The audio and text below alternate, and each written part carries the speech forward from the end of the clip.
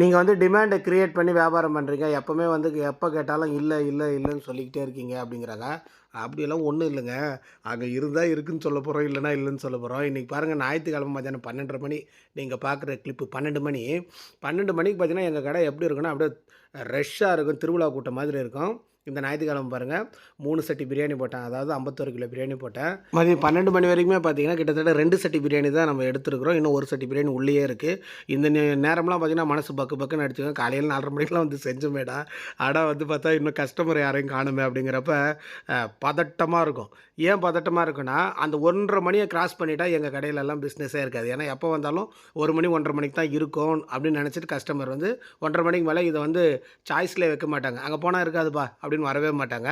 அந்த மாதிரிலாம் நாங்கள் நிறைய மாட்டியிருக்கோம். சம்டைம்ஸ் மிஞ்சி கூட போயிடும். அதெல்லாம் எடுத்துன்னு போய் தர்மம் தான் பண்ணணும். வேறு எதுவும் பண்ண முடியாது. பிரியாணி மிஞ்சிருச்சுன்னா ஒரு 2 கிலோ 3 கிலோ 5 கிலோன்னு மிஞ்சிருச்சுன்னா அவ்வளோதான், கையிலேருந்து காசு போடுற மாதிரிலாம் வந்துடும். ஏன்னா சம்பளம்லாம் கொடுக்கணும்ல, வியாபாரம் ஆனாலும் ஆவல்னாலும் அன்னைக்கு வேலை பார்த்தவங்களுக்கு காசு எண்ணி வச்சு ஆகணும். அதே போல் முதலீடு போட்டிருப்பாங்க, கோழி கடை, அரிசி கடை, அந்த கடை இந்த கடைன்னு எல்லாருக்கும் காசு கொடுத்தாகணும். அப்போ அவங்களுக்குன்னு லாபம் கிடைக்கிறது கூட வந்து என்னென்னா கிடைக்காமே கூட போயிடும். அதனால தான் நிறைய போடாமல் திட்டமாக போட்டு அப்பப்போ முடிச்சிடறோம். இதில் வியாபார தந்திரம்லாம் ஒன்றுமே இல்லைங்க. இதுதான் யதார்த்தம். இப்படி தான் நாங்கள் பண்ணுவோம். அதை தான் உங்கள்கிட்டயும் சொல்லிடலான்ட்டு சொல்கிறேன்.